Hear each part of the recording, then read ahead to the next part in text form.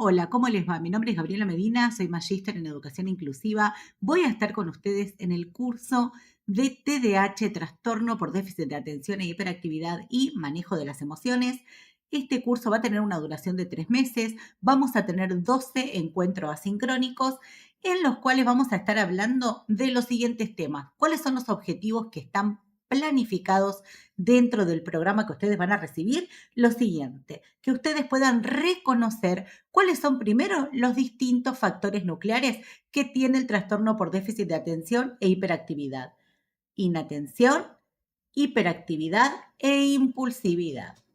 Que logren reconocer cuáles son las diferencias y similitudes entre el trastorno por déficit de atención y otros trastornos. O también cuáles son los concomitantes o las comorbilidades, es decir, otras patologías asociadas que podrían convivir con el TDAH en la misma persona. ¿Qué objetivo también es importante que ustedes puedan aprender? ¿Cuáles son las intervenciones en distintos abordajes con personas que presenten trastorno por déficit de atención e hiperactividad en cualquiera de sus 3 factores nucleares? Vamos a estar hablando, por supuesto, sobre una introducción de qué es el TDAH, cuál es la definición, cuáles son estos factores nucleares que les estoy contando, cuáles son las características de cada uno de estos factores. Una persona tiene un solo factor nuclear, dos, puede tener los tres. ¿Cómo se realiza el diagnóstico? ¿Cómo es el proceso que se va haciendo paso a paso? ¿Quiénes son los profesionales idóneos para poder realizar justamente ese diagnóstico? Todo lo vamos a estar hablando en cada una de estas clases y vamos a ir complejizando, por supuesto, los temas cada vez más conforme vamos avanzando. ¿Hay mitos? Claro que sí.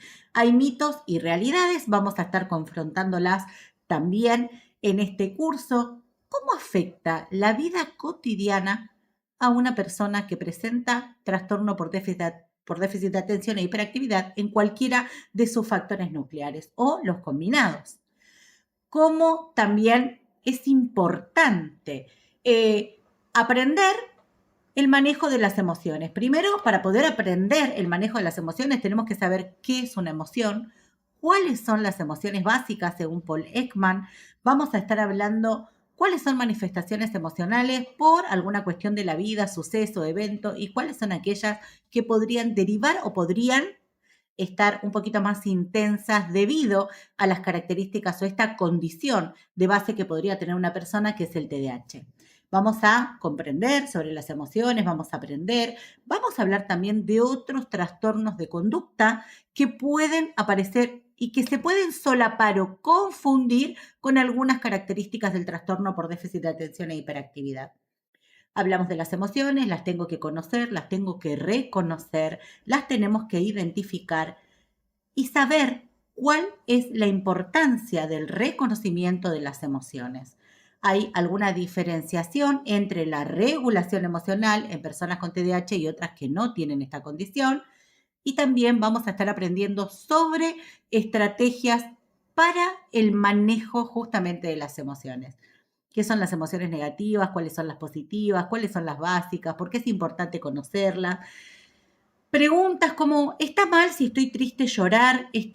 Bueno, todo eso lo vamos a ir justamente aprendiendo en este curso, en cada una de estas clases. Vamos a hablar sobre técnicas. ¿Por qué es tan importante hablar de técnicas en el abordaje con personas que tienen TDAH, sobre todo en la primera infancia y sobre todo en el ámbito educativo?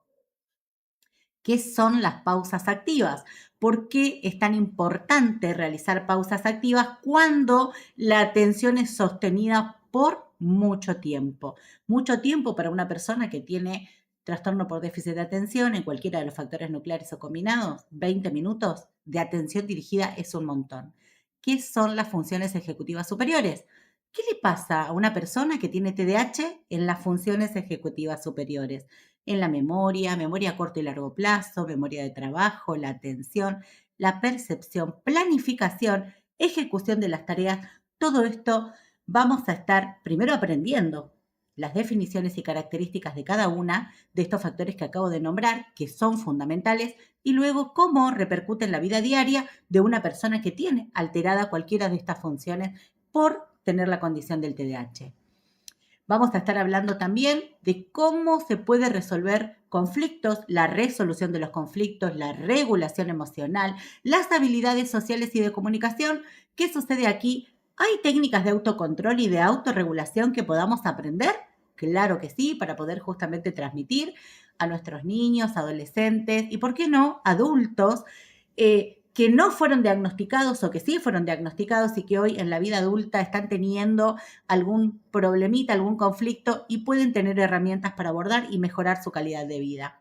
Vamos a estar hablando también sobre el uso diario de las emociones, ¿no? Las emociones están en todos nosotros, son innatas, son impulsivas, no sabemos qué sentir, pero sí sabemos cómo podemos elegir la respuesta que damos ante determinada emoción que puede aparecer por un suceso, evento, situación en la vida.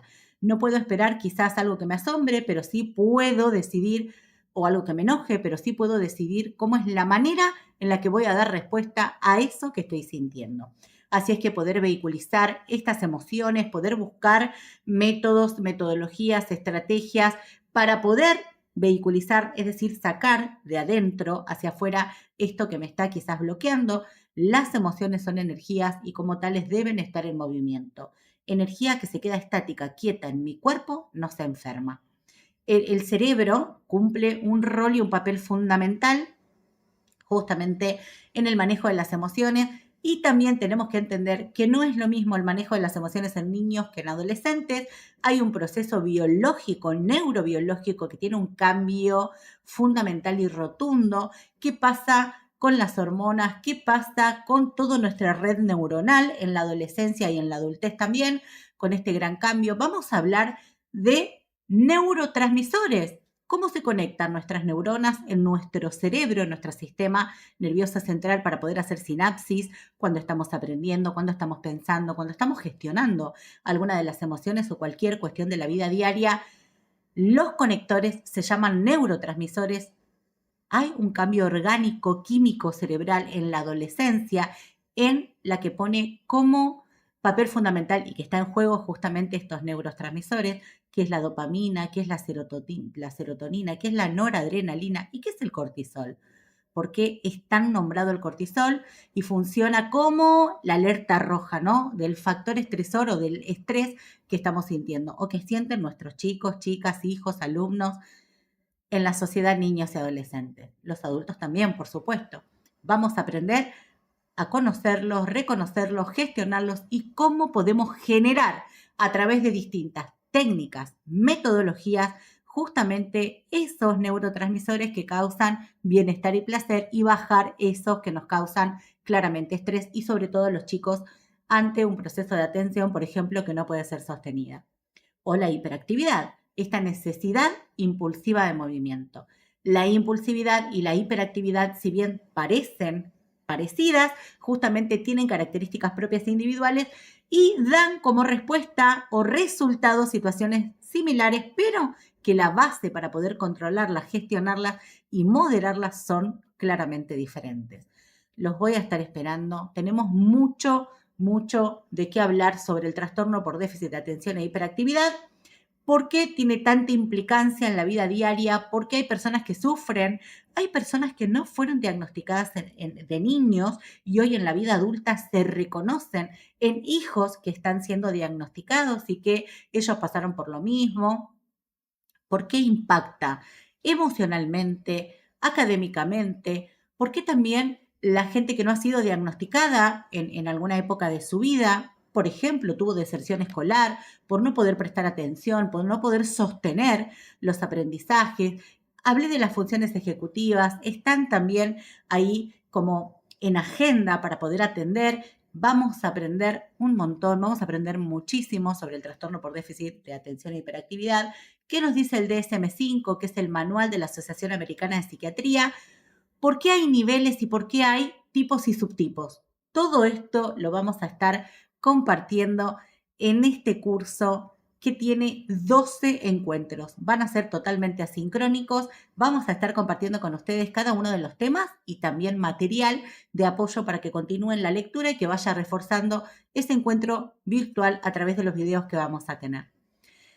Los espero, va a ser un placer poder compartir con todos ustedes esta cursada. Seguramente hay un montón de inquietudes que puedan llegar a tener. Sepan que este curso está destinado a todo público en general, a docentes, familias, acompañantes terapéuticos, a PND de cualquier ámbito de inserción, a personas que quieren saber para poder acompañar el abordaje o simplemente para acompañar a las personas a que tengan una mejor calidad de vida y que todos podamos hacer cada vez un mundo, el chiquitito en el que cada uno de nosotros vive, un poquito mejor.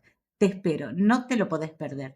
Trastorno por déficit de atención y manejo de las emociones.